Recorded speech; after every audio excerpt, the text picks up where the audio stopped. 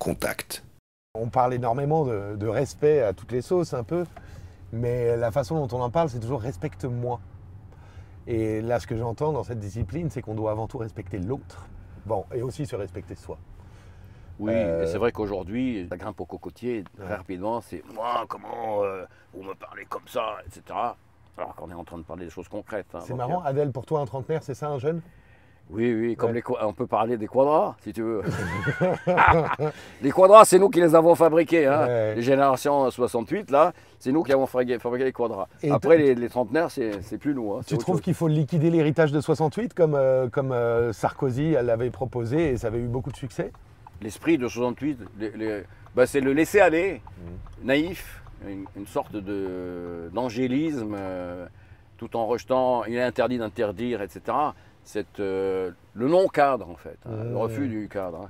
Or, on le sait, c'est une banalité que de dire, il n'y a pas de liberté sans contrainte. Alors, par définition, il n'y a pas de liberté sans contrainte. S'il n'y a pas de cadre, on ne peut pas créer, on ne peut pas être innovant, on ne peut pas se libérer. Okay, et donc là, on est devant 68, un des méfaits, ça a été de manière légitime, hein, de prôner la liberté interdite, mais il faut un cadre. Et c'est ça qui caractérise les nouvelles générations, c'est pas de cadre et donc foutraque. C'est je suis libre, je fais ce que je veux. La preuve, il y a des entreprises qui se créent, parce que je suis un homme d'entreprise et de sport, hein, mais aussi un homme d'entreprise, depuis 50 ans en entreprise. Ce que je vois, c'est quoi?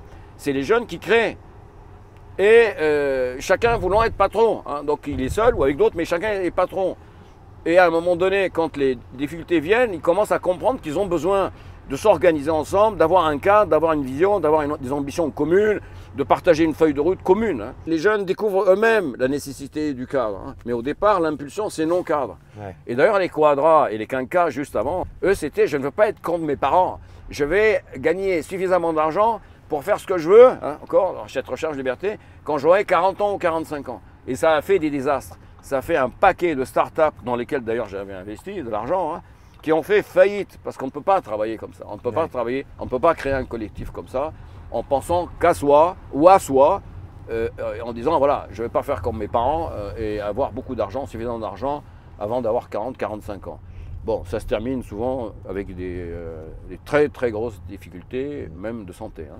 J'entends quand même dans ce que tu me dis, que ce soit par l'art martial ou la vie en entreprise, l'importance fondamentale du collectif, du rapport à l'autre dans le développement de soi.